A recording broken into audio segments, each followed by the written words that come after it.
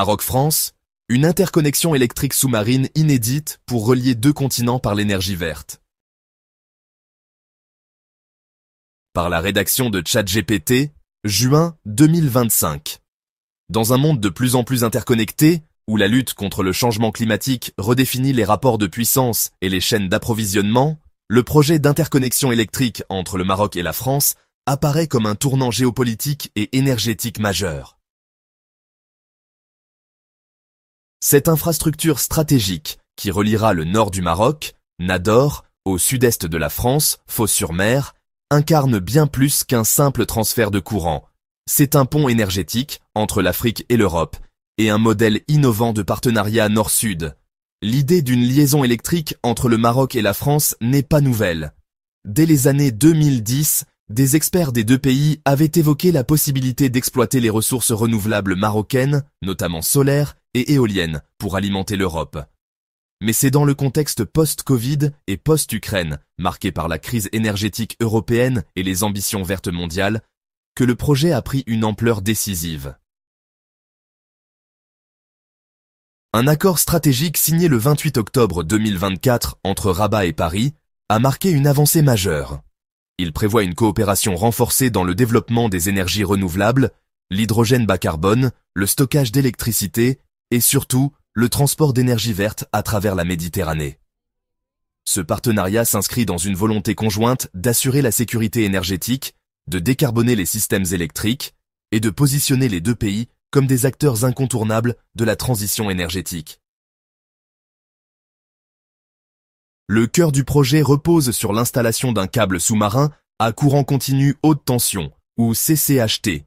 D'une longueur estimée à environ 1300 km, il reliera les réseaux nationaux de transport d'électricité, côté marocain, dans la région de Nador, qui est proche des grands projets d'hydrogène vert, et côté français, à Fos-sur-Mer, qui constitue un nœud stratégique du réseau électrique et portuaire.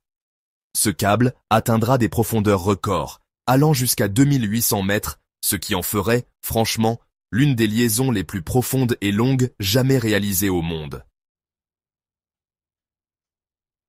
Aucun projet équivalent n'existe à ce jour dans le monde, que ce soit en termes de configuration géographique, de profondeur marine ou de distance. La technologie CCHT est vraiment indispensable pour minimiser les pertes d'énergie sur de longues distances, stabiliser l'acheminement entre deux réseaux nationaux à fréquences différentes et garantir une flexibilité bidirectionnelle, c'est-à-dire permettre l'exportation ou l'importation selon les pics de consommation. Ce coût est toutefois à relativiser au regard des bénéfices rentabilité à long terme, grâce à la vente d'électricité verte compétitive, diversification énergétique européenne, dans un contexte de sortie des hydrocarbures russes revenus pour le Maroc, qui pourra valoriser son excédent de production renouvelable. Ce projet renforce la position du Maroc comme plateforme énergétique régionale. Grâce à ses atouts naturels, comme l'ensoleillement, les vents constants et l'espace disponible, le Royaume s'est engagé dans une stratégie ambitieuse.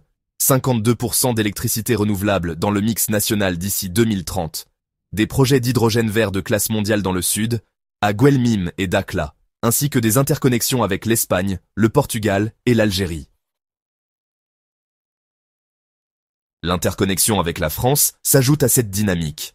Elle permettra, d'accroître la capacité d'exportation, de stabiliser les réseaux via des échanges transfrontaliers, et de soutenir les objectifs climatiques européens sans sacrifier la souveraineté énergétique du Maroc.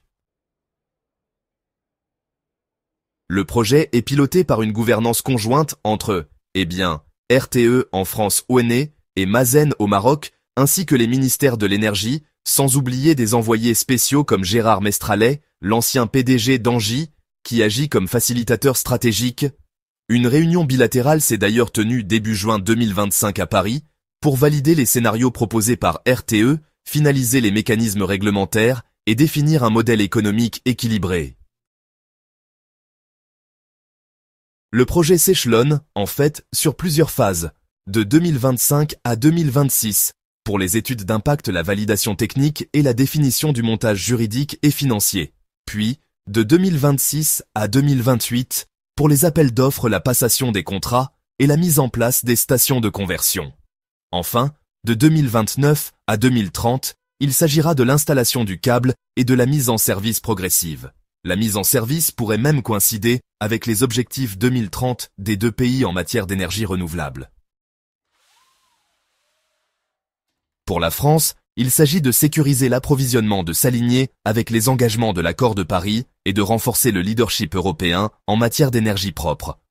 Pour le Maroc, c'est l'intégration dans le marché énergétique euro-méditerranéen, la rentabilité à long terme des projets ENER et la consolidation de son statut d'acteur fiable et stable du Sud. Ce projet de liaison sous-marine entre le Maroc et la France ne se limite pas finalement à un câble enfoui dans les abysses de la Méditerranée. Il est l'illustration parfaite d'une coopération visionnaire, capable de répondre aux défis climatiques, économiques et géopolitiques du XXIe siècle. Porté par une ambition commune, il pourrait bien devenir le modèle d'un avenir énergétique, interconnecté, propre, solidaire et résilient.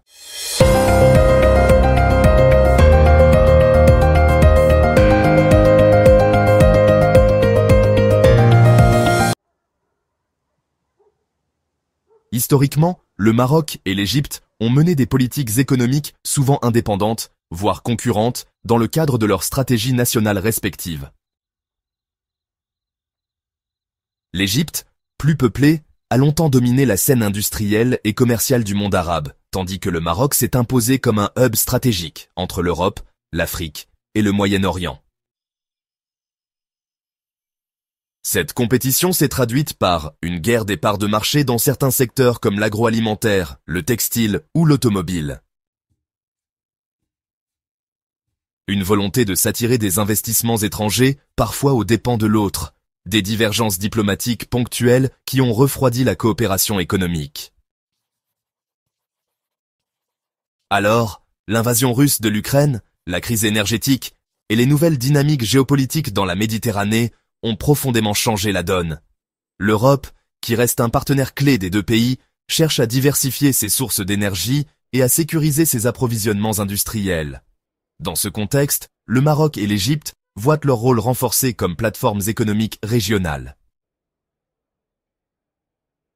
La véritable rupture s'est produite en février 2025, avec la tenue à Rabat d'une réunion bilatérale historique réunissant Riyad Medzour, ministre marocain de l'Industrie et du Commerce Omar Hedjira, secrétaire d'État chargé du commerce extérieur, et Hassan Al-Khatib, ministre égyptien de l'Investissement et du Commerce extérieur.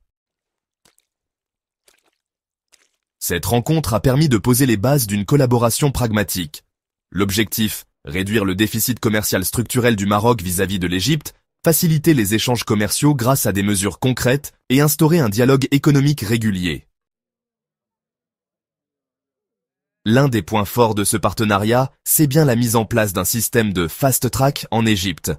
Ce dispositif, en fait, vise à accélérer considérablement le passage des exportations marocaines à travers les douanes égyptiennes, notamment dans des secteurs stratégiques comme l'automobile. Les délais, parfois longs et imprévisibles, sont un frein majeur aux échanges. En parallèle, un canal de communication direct entre les administrations marocaines et égyptiennes a été instauré. Cette plateforme, justement, vise à résoudre rapidement tout litige douanier, logistique ou réglementaire, en évitant les blocages qui ralentissent historiquement les flux commerciaux. Le secteur automobile marocain, en pleine croissance, est un pilier essentiel des exportations du royaume. Les entreprises marocaines cherchent désormais à conquérir le marché égyptien, qui représente une porte d'entrée vers le Moyen-Orient. Cette collaboration pourrait aussi, à terme, favoriser des projets communs d'assemblage ou de sous-traitance industrielle. Outre l'automobile, le Maroc souhaite diversifier ses exportations, notamment dans l'agroalimentaire, où la demande égyptienne est forte, ainsi que dans les biens d'équipement. Ces secteurs représentent, franchement, des opportunités significatives d'élargissement des échanges. Par ailleurs, le développement de services liés à la logistique, au transport, ainsi que la promotion des investissements industriels communs sont également à l'agenda. Cette nouvelle orientation pourrait, vous savez, favoriser la création d'emplois et la montée en compétences dans les deux pays. En avril 2025, un forum B2B a été organisé au Caire, rassemblant une centaine d'entrepreneurs marocains et égyptiens. Cet événement a permis, en fait, de nouer des contacts directs, de signer plusieurs accords de partenariat et de partager les bonnes pratiques. La relance du Conseil d'affaires Maroc-Égypte est une autre avancée majeure. Il servira de plateforme régulière pour discuter des questions commerciales et promouvoir la coopération économique. Enfin, la mise en place d'une commission commerciale mixte garantira un suivi bimensuel des avancées, permettant d'ajuster rapidement les politiques et de lever les obstacles éventuels. Cette coopération ne se limite pas à des chiffres économiques. Elle vise aussi à, dynamiser les bassins d'emploi dans les régions concernées, favoriser le transfert de compétences et de technologies, et stimuler la croissance inclusive. Sur le plan géopolitique, cette alliance économique renforce la cohésion du Maghreb et du Moyen-Orient, créant un front commun capable de négocier avec les grandes puissances. Cela pourrait aussi, franchement, faciliter l'intégration dans des blocs régionaux, comme la zone de libre-échange continentale africaine, la ZLECAf. À moyen terme, Maroc et Égypte ambitionnent d'augmenter de manière significative le volume de leurs échanges commerciaux, tout en réduisant la dépendance à certains produits importés. Toutefois, plusieurs défis subsistent. La modernisation des infrastructures douanières, l'harmonisation des normes techniques, la gestion des risques géopolitiques régionaux. Le virage pris par le Maroc et l'Égypte en 2025 marque une étape majeure dans les relations économiques arabes. En dépassant leurs rivalités historiques, ils montrent la voie d'une coopération pragmatique et ambitieuse, capable de générer des bénéfices durables pour leurs économies et leurs populations. Cette alliance commerciale, fondée sur la confiance et des mécanismes concrets, pourrait, en fait, inspirer d'autres pays de la région à suivre une trajectoire similaire pour un Maghreb et un Moyen-Orient plus intégrés et prospères.